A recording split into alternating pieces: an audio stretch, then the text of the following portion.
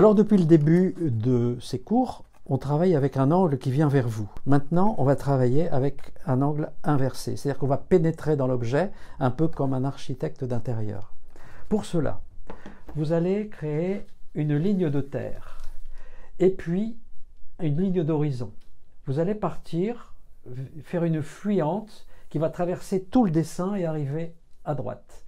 Ensuite, de l'autre côté, un petit peu plus haut, ce n'est pas une obligation, parce que si vous êtes à la même hauteur, vous allez faire une pièce symétrique. On part un peu plus haut et on traverse tout le dessin, on va vers l'autre point de fuite. Quand ça se croise, on monte une verticale et ensuite on va ici créer le plafond à la hauteur que l'on veut. Donc ici, ce que j'ai fait, c'est comme on est en ligne de terre, on peut mesurer, j'ai décidé de faire un plancher. Donc je divise avec un certain nombre de mesures, comme je veux, je peux faire un plancher régulier et irrégulier, ça n'a aucune importance. Et on enfuit ici, on s'enfuit là, comme ça. Ça, c'est la base. Alors maintenant, on va faire quelque chose d'un petit peu plus complexe. Regardez au bout du compte ce que cela peut donner lorsqu'on termine une vue d'angle, ça peut être extrêmement complexe. Là, on va rester simple, on va faire un tabouret et un bar. Il faut qu'on utilise pour ça ce qu'on appelle le mur des hauteurs, c'est-à-dire ou l'échelle des hauteurs. Ici, on crée à partir de la ligne de terre, on crée une verticale. Sur cette verticale, j'ai le droit de mesurer à l'échelle. Si je dis 1 cm sur le dessin égale 10 cm dans la réalité, eh bien 7 cm représenteront 70 cm de haut.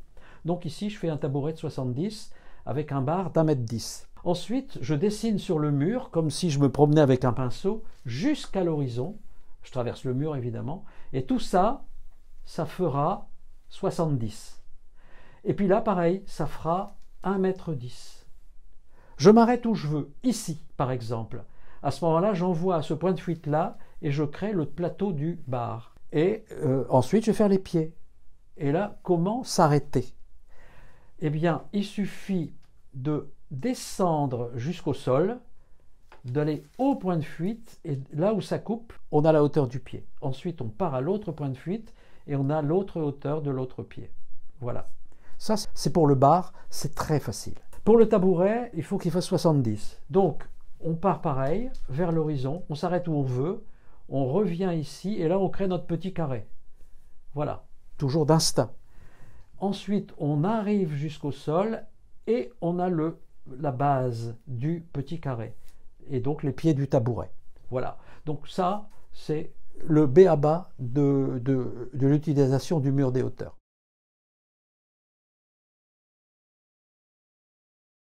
On a de la chance, on utilise le mur de la maison, le mur de l'appartement, pour prendre les mesures. Parfois, on n'a pas cette chance. Parfois, on est ailleurs, dans un espace très ouvert, et là, il faut créer un mur artificiellement. Ça s'appelle donc le mur des hauteurs.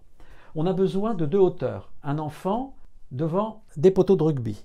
On sait que l'enfant mesure 1,20 m. La ligne d'horizon est à 1,80 m. L'observateur, il est à 1,80 m.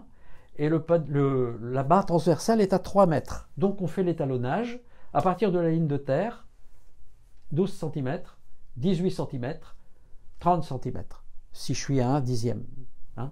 Donc, je décide de mettre l'enfant ici. Je peux le mettre où je veux, mais je décide de le mettre ici. À ce moment-là, à partir du pied, je vais vers le mur, je remonte à 1,20 m et je reviens vers la tête de l'enfant. Et à ce moment-là, je suis certain que mon enfant mesure 1,20 m. Pour la barre transversale, c'est pareil. Je projette sur le mur, je monte à 3 mètres et je reviens. Et là, je suis certain que ma barre transversale sera à 3 mètres. J'ai fait, pour l'exercice que vous aurez à faire, le panneau de rugby est frontal, c'est beaucoup plus simple. Moi, je l'ai fait en perspective, c'est-à-dire que vous prenez un point de fuite où vous voulez et vous envoyez ici les 2 pieds à l'horizon et vous revenez ensuite pour la barre transversale et ensuite pour le sommet des piquets. Voilà, ça c'était pour le mur des hauteurs. J'espère avoir été simple.